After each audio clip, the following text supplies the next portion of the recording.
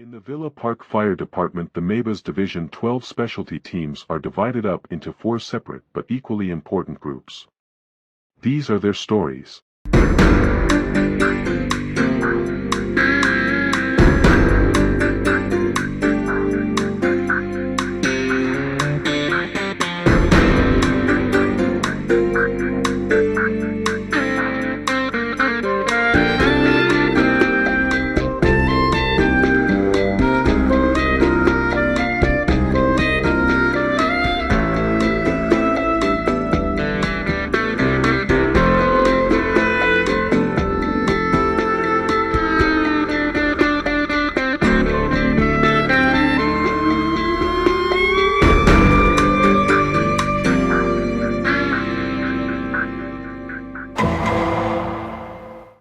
Furtak. I am the department coordinator for the Mavis 12 TRT team for Villa Park Fire Department.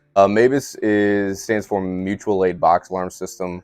It is basically a joining of multiple departments in the area to make up these specialty teams, to make up the TRT, water team, and hazardous materials, as well as fire investigations unit. Technical rescue team. Technical rescue team is basically comprised of 4 specialties. We have high angle rope rescue and trench rescue, collapse rescue, and confined space rescue. So you have to go through, it's a total of about 10 weeks of training. You'll go down and take these classes that are specialized. They put you through collapsed buildings, have you rappelling off of, 3-4 story buildings and rescuing people that are simulated window washers and stuff like that. And then trench rescue is just like, you see it all the time on the side of the streets with construction companies digging out on the side of the roads. Those things collapse all the time, and we're the ones who go in and have to rescue the victims. TRT would be called out for really 4 major things. A building collapse, a trench collapse, a confined space rescue, or a high angle rope rescue. TRT is also going to be called out for firefighter lost in a building. There's a potential that they'll be called out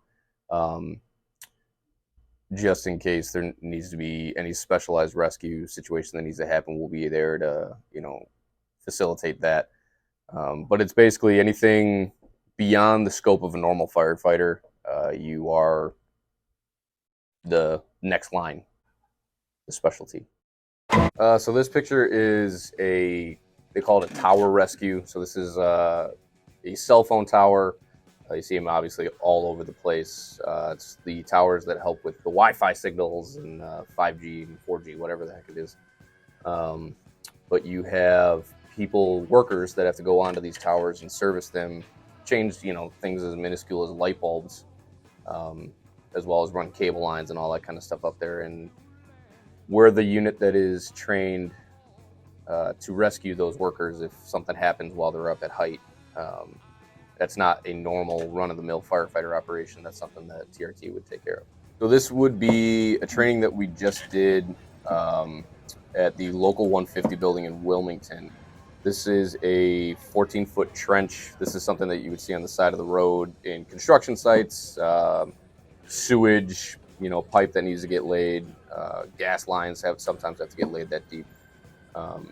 But anytime that there's a worker down in one of those situations, if something goes wrong and those walls collapse in, then we're the team that comes out to rescue that victim.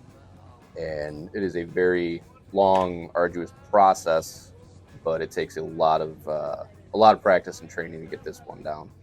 The things you see in the middle are called struts. That is what we use, and we pressurize those to keep the dirt essentially in place on the sides of the wall to keep our guys safe before we go in and enter to rescue any victims that are inside. You can see everybody walking around that has the special red helmets on. That's kind of the TRT safety gear. It's lightweight. You don't have to wear your fire gear just because this kind of stuff is usually a longer process, and there's really not much of a risk of fire injury. It's more risk of crush injuries and broken bones. I'm Lieutenant Frank Ripash. I'm the coordinator for the FIU team. I also participate in the DuPage County Fire Investigation Task Force. FIU stands for Fire Investigation Unit. We have a team of 3 individuals who investigate fires here within the village. And we also participate in the DuPage County Fire Investigation Task Force, who will come and help us with more complex fires or fatal fires. And that is a team made up of police, fire, investigators, also ATF agents, FBI, Insurance Crime Bureau. We have access to canines and have a lot more resources through that team. The FIU is charged with investigating all fires within the village. We are trying to figure out the origin, where the fire originated, and what caused the fire to happen. We look for what the intent was, if there's criminal intent or if it's accidental. We're also looking for sources of ignition, how the fire progressed and spread through the structure or vehicle to help us determine what may have caused it. Ultimately, the origin and cause is used nationally, information from it is used nationally to help determine better building codes, electrical codes, vehicle safety, and fire prevention type topics to educate the public. What we're looking at here is a drone video of a recent fire that took place in Oak Brook Terrace from a lightning strike, and we weren't able to get in and actually assess the damage within the building due to collapse. This is a lightweight truss roof construction that the fire spread through very easily. We can see that the roof members are burned away, and it's a little bit difficult to see, but you can actually see that the floors have collapsed. This is a 4-story structure. This is an overview that was obtained with drones to assess or give us an aerial view of the extent of the damage. In the middle there, you can see the area of most damage. There is no roof left, and we can assess that looking at the burn patterns of how it burned out from the center area and spread throughout the rest of the structure. My name is Alex Larson. I've been with Villa Park for 2 years now, and I am currently on the Mavis Division 12 Water Rescue Team.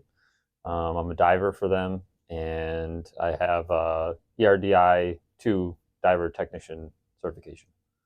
Having a dive team helps us be able to respond to water calls. I mean, we're as just regular firefighters with structural firefighter gear or the equipment that we carry on our engines, we're not necessarily fully equipped to be able to respond and assist in these water rescue incidents. I mean, if somebody goes underneath the water, we're not capable of going in after them. We have throw rope bags and a life ring that we can throw to them.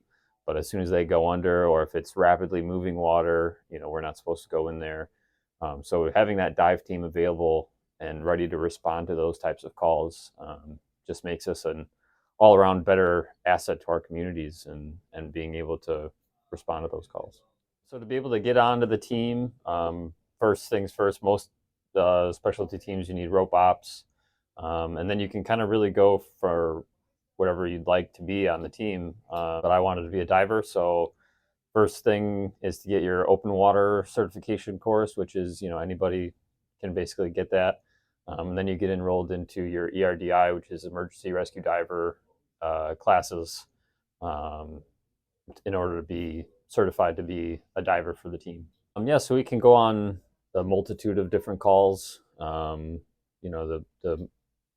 most prevalent around here would probably be someone in a river if it's flooded or something like that, and that's when the divers would come out, somebody underneath the water. We can also get, like in the wintertime, we can get people called falling through the ice. We got called out pretty recently for a dog that went into a river and the owner couldn't get them out. So multitude of different calls. Basically, anything involving water, we can get called for. My name is Blaze Clarendon, and I'm a hazardous materials technician and advisor for the Division 12 Hazmat team. Hazmat stands for hazardous materials. This could be any item or agent, biological, radiological, physical, that can harm humans, animals, or the environment. And these things are all around us. They could be in a train car, a truck on the road, a pipeline underground, or in any big facility. All Villa Park firefighters are trained to the basic operations level of hazardous materials response. So they're able to help in initial scene reconnaissance, decontamination, and supportive roles throughout a response. To be on the Division 12 team, you have to be trained to the technician level. Technicians are able to don fully encapsulated suits, operate in dangerous atmospheres to mitigate leaks and spills. Division 12 technicians attend a variety of training throughout the year, and they also suit qualify annually. Hazardous materials calls happen every day, and the majority of them can be handled without the response of the Division 12 team. Examples of this would be small fuel leaks, carbon monoxide leaks, natural gas leaks. Larger spills or leaks, or ones involving more volatile substances, they're going to require the response of the Division 12 Hazmat team.